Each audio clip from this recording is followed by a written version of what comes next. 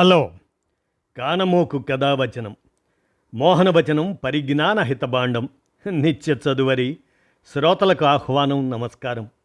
చదవదగునెవరు రాసిన తదుపరి చదివిన వెంటనే మరువక పలువురికి వినిపింపబూనిన అది ఏ పరిజ్ఞాన హితబాండమవుపో మహిళ మోహనవచనమై విరాజిల్లు. పరిజ్ఞాన హితబాండం లక్ష్యం ప్రతివారీ సమాచార హక్కు. ఆస్ఫూర్తితోనే ఇప్పుడు డాక్టర్ ఎన్ ఖలీల్ విరచిత అంశంగా జూన్ 5 ప్రపంచ పర్యావరణ దినోత్సవం. పర్యావరణాన్ని కాపాడుకుందాం అంటూ అందజేసిన ఈ సమాచారాన్ని మన కానమోకు కథావచనం శ్రోతలకు మీ కానమోకు స్వరంలో వినిపిస్తాను, వినండి. పర్యావరణాన్ని కాపాడుకుందాం. జూన్ 5 ప్రపంచ పర్యావరణ దినోత్సవం. పర్యావరణ దినోత్సవం అతిపెద్ద అంతర్జాతీయ దినోత్సవం. ప్రతి సంవత్సరం జూన్ 5న జరుపుకునే ఈ ఐక్యరాజ్య సమితి దినోత్సవం ఇది మన భూమిని రక్షించడానికి ప్రభుత్వాలు, వ్యాపారాలు, సంఘాలు, వ్యక్తులను స్థిరమైన మార్పు దిశగా నడిపించడానికి, శక్తివంతం చేయటానికి ప్రపంచవ్యాప్తంగా లక్షలాది మందిని ఒక భాగస్వామ్య లక్ష్యంలో ఒక చోట చేర్చింది. 2025 ప్రపంచ పర్యావరణ దినోత్సవం థీమ్ ప్రపంచవ్యాప్తంగా ప్లాస్టిక్ కాలుష్యాన్ని అంతం చేయటం. ఈ ప్రచారం ప్లాస్టిక్ వ్యర్థాల విస్తృత ప్రభావాన్ని, మహాసముద్రాలు, జలమార్గాలను కలుషితం చేయడం నుండి మైక్రో ప్లాస్టిక్ల రూపంలో మన ఆహార వ్యవస్థల్లోకి చొరబడటం దాని వరకు నొక్కి చెబుతుంది.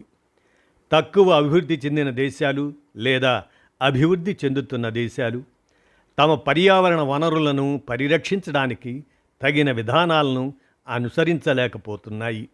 ఇది ఆ దేశాల పర్యావరణాన్ని తీవ్రస్థాయిలో నాశనం చేస్తుంది.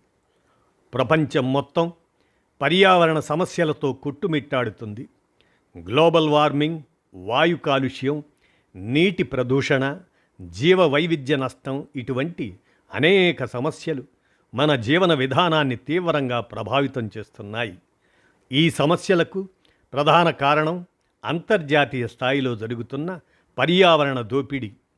ఒక దేశం లేదా సంస్థ తన ఆర్థిక ప్రయోజనాల కోసం ఇతర దేశాల సహజ వనరులను దోపిడీ చేయడం, తద్వారా స్థానిక ప్రజల జీవన విధానాలపై ప్రతికూల ప్రభావం చూపటం పర్యావరణ దోపిడీకి ఉదాహరణలుగా చెప్పవచ్చు. ఈ సమస్యను అరికట్టేందుకు, పర్యావరణ పరిరక్షణను ప్రోత్సహించేందుకు ప్రతి సంవత్సరం ఒక నిర్దిష్ట దినాన్ని పాటిస్తారు. ఈ సందర్భంలో అంతర్జాతీయ పర్యావరణ దోపిడీ అంటే ఏమిటి, దాని ప్రభావాలు, నివారణ చర్యలు, మన బాధ్యతలు ఇటువంటి అంశాలను పరిశీలించటం అవసరం. అడవుల నరికివేత, భారీ పరిశ్రమలు నెలకొల్పటం, రసాయనాల వాడకం ఇటువంటివి జంతువుల నివాసాలను ధ్వంసం చేస్తాయి. వీటి వల్ల అనేక జీవజాతులు అంతరించిపోతాయి. జీవ వైవిధ్యం కనుమరుగవడం వల్ల పర్యావరణ సమతుల్యతలో గణనీయమైన మార్పులు వస్తాయి. పరిశ్రమల నుంచి ఉద్గారాలు, వ్యవసాయ రసాయనాలు, ఇతర వ్యర్థ పదార్థాలు నదులు, సముద్రాలు, వాయుమండలాన్ని కలుషితం చేస్తాయి. ఇది పర్యావరణానికి మాత్రమే కాకుండా మన ఆరోగ్యానికి ప్రమాదకరమే. దీనివలన వాయు కాలుష్యం, నీటి కాలుష్యం, భూ సామర్థ్యం తగ్గిపోవటం ఇటువంటి సమస్యలు తలెత్తుతాయి. వనరులను అతిగా వినియోగించటం, చెట్లను నరికివేయటం, గ్రీన్ హౌస్ వాయువుల ఉద్గారాలను పెంచడం వలన వాతావరణంలో వేడి పెరుగుతుంది. దీని కారణంగా గ్లోబల్ వార్మింగ్ అనే సమస్య పెరిగి వాతావరణంలో అతివృష్టి, కరువు ఇటువంటి ప్రతికూల మార్పులు చోటు చేసుకుంటున్నాయి. వాతావరణ మార్పు వల్ల వరదలు, కరువులు, అగ్ని ప్రమాదాలు వంటి సహజ వైపరీత్యాలు ఎక్కువగా సంభవిస్తున్నాయి. ఈ ప్రక్రియలతో పర్యావరణం నాశనం తక్షణమే కనిపించకపోయినా దీర్ఘకాలంలో వీటి ప్రతికూల ప్రభావం పెద్ద స్థాయిలో ఉంటుంది. అలాగనే కాలుష్యం వల్ల మన ఆరోగ్యంపై ప్రతికూల ప్రభావాలు ఏర్పడతాయి. ఈ వాయు కాలుష్యం వల్ల శ్వాసకోశ వ్యాధులు, నీటి కాలుష్యం వల్ల నీటి ద్వారా వ్యాప్తి చెందే వ్యాధులు ప్రబలుతున్నాయి. శరీరంలో విష పదార్థాలు చేరటం వల్ల క్యాన్సర్, జన్యు వ్యాధులు ఇటువంటి తీవ్రమైన ఆరోగ్య సమస్యలు కూడా ఉత్పన్నమవుతున్నాయి. అంతర్జాతీయ పర్యావరణ దోపిడీని అరికట్టడానికి ప్రయత్నాలు జరిగాయి. పర్యావరణ పరిరక్షణ కోసం పలు అంతర్జాతీయ ఒప్పందాలు కుదిరాయి. టోక్యో ప్రోటోకాల్, ప్యారిస్ ఒప్పందం ఇటువంటి ఒప్పందాల ద్వారా వాయు కాలుష్యాన్ని తగ్గించేందుకు ఆయా దేశాలు ఒక ప్రణాళికను అనుసరిస్తున్నాయి. ఈ ఒప్పందాలు పర్యావరణ పరిరక్షణకు దేశాల మధ్య సహకారాన్ని పెంపొందిస్తున్నాయి. ప్రతి దేశం పర్యావరణ పరిరక్షణ కోసం సొంత చట్టాలను రూపొందిస్తుంది. వనరులను అధికంగా వినియోగించే సంస్థలపై నియంత్రణ విధించేలా చట్టాలు అమలు చేస్తున్నాయి. కాలుష్య నియంత్రణ, వనరుల పరిరక్షణ, రక్షణాత్మక చర్యలు తీసుకునేలా ప్రభుత్వాలు చట్టాలను రూపొందిస్తున్నాయి.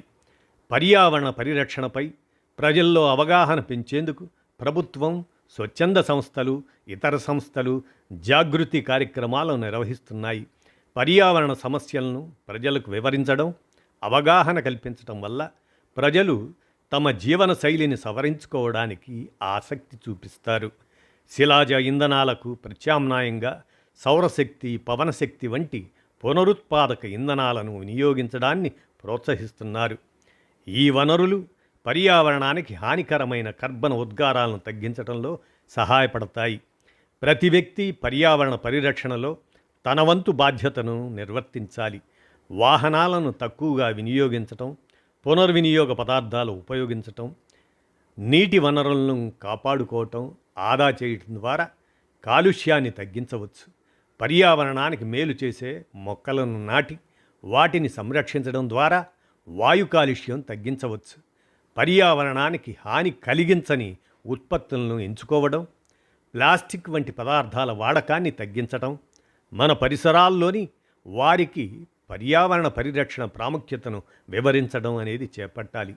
అంతర్జాతీయ పర్యావరణ దోపిడీ ఒక తీవ్రమైన సమస్యగా మన ముందున్నది. దీనిని అరికట్టడానికి ప్రభుత్వాలు, సంస్థలు, ప్రజలు కలిసి కృషి చేయాలి. పర్యావరణాన్ని కాపాడటం ప్రతి ఒక్కరి బాధ్యత. మనం పర్యావరణాన్ని కాపాడుకుంటేనే భవిష్యత్తు తరాలకు ఆరోగ్యకరమైన జీవనం అందించగలుగుతాం. చివరిగా చెప్పేదేమిటంటే, పుడమి నుండి పురుడు పోసుకున్న విత్తనాన్ని అడుగు, నేల పురిటి నొప్పుల గురించి చెబుతుంది. కడుపు నింపే ఆ విత్తనానికి లేని భేషజం నీకెందుకు? నీ పాపాల శాపాల కాలుష్య రక్కసికి చిక్కి విలవిలలాడుతున్న స్వచ్ఛమైన గాలిని అడుగు. కలుషిత విషవలయం నుండి పడే వైనాన్ని చెబుతుంది. నీ ప్రాణాన్ని నిలిపే ఆ గాలికి లేని అహం నీకెందుకు? నీ మితిమీరిన అవసరాలకు బలి అవుతున్న నీటి వనరులను అడుగు.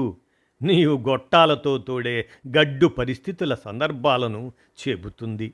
ఆ నీటికి లేని ఆధిపత్యం నీ దాహానికెందుకు? ఇకనైనా పర్యావరణాన్ని నీవు ప్రేమించకపోతే నీ ఆత్మే నిన్ను కొట్టి నీ శరీరం నుండి వెళ్ళిపోతుంది అంటూ డాక్టర్ ఎన్ ఖలీల్ జూన్ 5 ప్రపంచ పర్యావరణ దినోత్సవం సందర్భంగా పర్యావరణాన్ని కాపాడుకుందాం అంటూ ఒక సందేశాత్మక అంశాన్ని అందజేసిన మీదట వీరు మా మిత్రుడి కుమారుడు. వారికి కృతజ్ఞతలతో ఈ అంశాన్ని మన కానమోకు కథ వచ్చిన శ్రోతలకు మీ కానమోకు స్వరంలో వినిపించాను. విన్నారుగా, ధన్యవాదాలు.